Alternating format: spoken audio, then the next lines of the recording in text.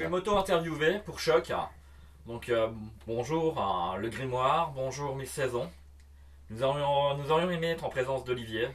Mais Olivier a eu un empêchement de dernière minute pour faire cette interview. Donc il va falloir que je change de place rapidement pour faire Olivier et moi. Donc mon imitation d'Olivier ne sera pas très bonne. Je vous préviens. Elle sera forcément très proche de ce que je suis réellement. Donc du coup voilà, je vais être Olivier. Ok, je me mets à la place d'Olivier. Alors Judas, pourquoi ce pseudo de... Vois-tu Olivier, j'ai choisi ce pseudo rien pour te faire... C'est une non-réponse. Peux-tu nous parler de Choc sans dévoiler l'histoire? Non.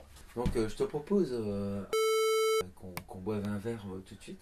Ouais. Tu vois, on est des résistants. Donc je vois que tu as un Oscar. Ouais, puis sauvage. Donc, tu sais comment on appelle un Oscar sauvage? Oui, non, je sais pas. Un Oscar wild. Je vais remettre l'Oscar Voilà. à Olivier. Voilà, pour le Prince Heureux, donc bon, ça m'appartient pas, mais en tout cas à Oscar Wilde. Voilà, donc Oscar Wilde. Donc interruption des programmes. Je reprends les commandes. Donc bonjour, bonsoir. Je sais pas à quelle heure il est pour vous, en tout cas pour moi il est déjà assez tard.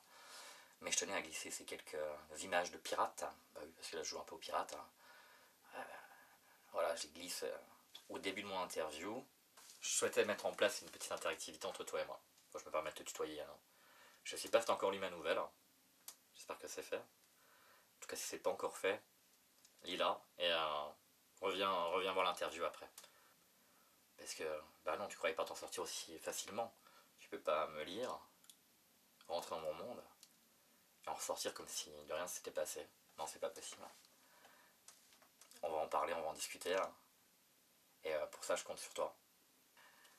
Donc j'ai écrit une histoire pour l'anthologie Tomber les voiles. C'est vrai, quand le thème est arrivé, j'imaginais quelque chose d'assez sombre. Donc c'est ma deuxième nouvelle à être publiée. Et je garde une petite thématique un peu apocalyptique dans ce que j'écris. Voilà. Mais il faut que tu lises cette histoire, parce que c'est fait. Est-ce que tu l'as lu? Je ne sais pas. Donc si tu l'as pas encore lu, fonce. Mais si tu l'as lu, voilà, tu comprendras mieux. Voilà, j'aime bien avoir ce côté un peu fin du monde. Tout s'arrête, tout s'achève, tout se termine. Donc Choc se déroule dans un hôpital. Voilà, terme psychiatrique, même s'il est de coutume de l'utiliser pour ce genre d'endroit, m'emmerde un peu. Voilà. Je trouve que la ligne entre la folie et la raison est très fine. Et on bascule plus facilement d'un côté que de l'autre. C'est un peu comme la réalité et le fantastique. J'espère que je vais te surprendre avec ma nouvelle et avec mes personnages, dont Sam, le protagoniste, que tu découvriras sur l'illustration. Et garde bien cette illustration en tête en lisant les lignes qui suivent. Je te dirais bien que je te souhaite une belle et une bonne aventure, mais ça se passera pas comme ça. Donc, bonne lecture à toi, et encore merci. N'oublie pas de voter pour la nouvelle que tu as préférée en lisant tomber les voiles. Voilà, donc si tu as des questions à me poser, n'hésite pas. Comme je te disais, tu m'invites sur Facebook, tu m'envoies quelques lignes. Donc ce que je te propose maintenant, c'est de retourner vers l'interview, toi qui vas rentrer dans mon univers, dans mon monde. Et je te souhaite une bonne lecture, et je te dis à bientôt. Le sujet c'est toi, ta nouvelle. Et j'aimerais que tu me passes un... C'est un choc, quelque part. C'est Choc, le titre de ma nouvelle c'est Choc. Donc voilà, c'est Choc suivi de quelques mots. En fait, c'est une technique militaire qui s'appelle choc et stupeur ou stupéfaction. Et on apprend ce que c'est en lisant la nouvelle. Voilà. Bon, on va trinquer. Trinquons au choc choc et la stupéfaction. Voilà, le choc, c'est oh, quel beau verre. La stupéfaction, c'est le goût. Contenu, contenant. C'est dégueulasse. Je sais pas si... C'est Jägermeister. Ah oui, d'accord. Ah, c'est franchement dégueulasse. Mais en tout cas, c'est de l'alcool. C'est de l'alcool. C'est de l'alcool. Donc voilà, alors, par rapport au thème des voiles, ouais. Comment j'ai intégré dans la nouvelle, c'est ça le mystère. Ce voile de mystère. Donc Voilà, mon intrigue se passe, ça, je peux le dire, c'est pas un souci, ça se passe dans un hôpital psychiatrique. Hein. Dans cet hôpital, il va se créer pour le protagoniste une nouvelle réalité. Il va quitter sa réalité, qu'il pensait très dure, très difficile, pour rencontrer une réalité qui est l'enfer. Ah oui, parce que oui, c'est très intéressant parce qu'en fait, l'hôpital psychiatrique est fait pour non pas pour soigner, mais pour cacher les gens au reste du monde. Exactement, exactement. C'est un Et cache-misère. c'est un cache-misère. Et en fait, l'asile est fait pour recueillir les symptômes. Ça veut dire qu'en fait, c'est un laboratoire d'expérience. C'est un laboratoire d'expérience. C'est un peu l'histoire de ma nouvelle, justement. Quelle expérience? Qu'est-ce qui se passe dans cet asile? Et pour moi, cette histoire, c'est un peu une lente descente en enfer. Vraiment, c'est une lente descente en enfer. J'ai écrit plusieurs nouvelles dans cette thématique de la lente descente en enfer. Et ce qui en découle. Je pense qu'il y a eu il y a une expérience qui a été tentée, qui a été tentée par certains psychiatres en fait américains. En fait, ils ont simulé certaines pathologies. Donc bon.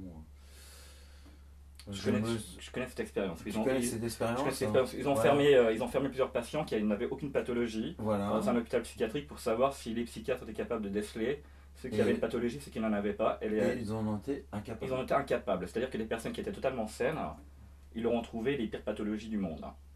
Et ils ne les ont pas libérés. Non. Donc du coup, ils les ont enfermés. Voilà, ils les ont enfermés. Voilà, c'est un peu l'histoire de ce nid de coucou. Voilà, Vol au-dessus d'un nid de coucou, qui est un film qui m'a clairement inspiré aussi pour l'écriture de cette nouvelle. Est-ce que, franchement, la parole peut être magique? Est-ce que la parole peut être magique? La parole, justement, qui est un acte final dans la nouvelle, puisque la parole que prend le psychiatre en chef du service, tout se passe par la parole. Et va donner des paroles magiques, justement. Mais est-ce que ces paroles magiques existent ou n'existent pas? Ça, je vais laisser au lecteur le loisir de se faire un avis et de revenir vers moi pour en discuter, si besoin est. Si c'est toi qui es choisi lors de la consultation des lecteurs, si c'est toi qui es choisi pour écrire le prochain roman, donc en 2019, qu'est-ce que tu vas faire? Cette histoire peut être prise comme une histoire complète qui se termine là. Mais si les lecteurs ont apprécié mon histoire et veulent en savoir plus, ça peut devenir une entité bien plus grande et bien plus longue. C'est-à-dire que je ne dirais pas que ça serait un chapitre d'une histoire, mais cette histoire peut devenir bien plus grande, avec beaucoup plus de protagonistes, puisqu'on va croiser des personnages dans cette nouvelle. Je leur laisse un temps de parole qui est assez court. La parole, c'est important. Oui, je sais que la parole est importante, mais dans ce genre d'endroit, la parole est discrète. C'est un peu comme en prison. C'est-à-dire que le niveau d'analyse... C'est-à-dire qu'elle est mesurée tout le temps. Elle est très mesurée. Elle est très mesurée parce qu'on sait que la parole, justement, chaque parole est sur écoute. Exactement, voilà. Sur écoute aussi bien par le personnel médical que par les patients eux-mêmes. Parce que justement, c'est ce qui fait la thérapie de groupe. Et donc, il y a cette espèce de surveillance du groupe, d'autosurveillance de soi-même, et de surveillance au fait du cadre personnel. Et justement, cette prise de conscience en fait de certains automatismes de la pensée nous conduit justement à penser en fait que le produit de la société ne peut être qu'une schizophrénie et que la société n'est pas encore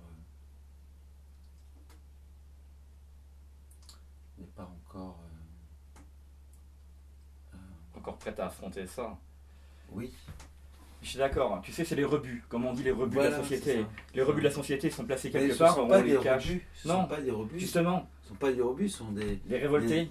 Ce sont des indignés. Les indignés. Et justement, je laisse la parole. Tu parles de parole. C'est une parole un peu discrète, on est d'accord, puisque je te le disais tout à l'heure. C'est une parole qui n'a pas d'oreille. Elle n'a pas d'oreille. C'est-à-dire que c'est une souffrance absolue. C'est une souffrance. Ça, je pense, c'est un peu un symptôme de notre société, c'est de ne plus avoir d'écoute, de ne plus avoir de communication. Et donc ces personnes qui aimeraient communiquer se retrouvent enfermées dans ce lieu qui devient l'enfer. Pour moi, l'enfer est un lieu de néant et de silence. C'est-à-dire que c'est l'absence de tout, l'absence de matière, l'absence de parole, l'absence de tout. C'est ça l'enfer, en fait. On va laisser au lecteur en fait le soin d'apprécier cette nouvelle, choc. Et donc je vous propose de voter pour elle. Ah oui, votez pour moi, parce que je serais ravi d'écrire un roman à partir de cette nouvelle. Et je le ferai, ne serait-ce... Bon, tu veux plus boire un verre, du coup, non, c'est fini. Non, je le ferai pas un verre, mais je le ferai un Oscar. Un Oscar Wilde. Un Oscar Wilde. Ah oui, on va l'appeler Oscar Wilde. C'est à choc. Je tiens à établir une vérité profonde, c'est-à-dire que Judas n'est pas celui qui plante le couteau dans le dos de Jésus. Voilà. Merci Olivier. Non, je t'en prie, c'est vrai. Merci. Non, c'est vrai. Non, Judas n'est pas celui qu'on croit. Voilà. Non. Choc, c'est une nouvelle dont tomber la voile. Bonne lecture. Voilà, je vous souhaite une bonne lecture. Pour Aaron Judas. Voilà. À bientôt.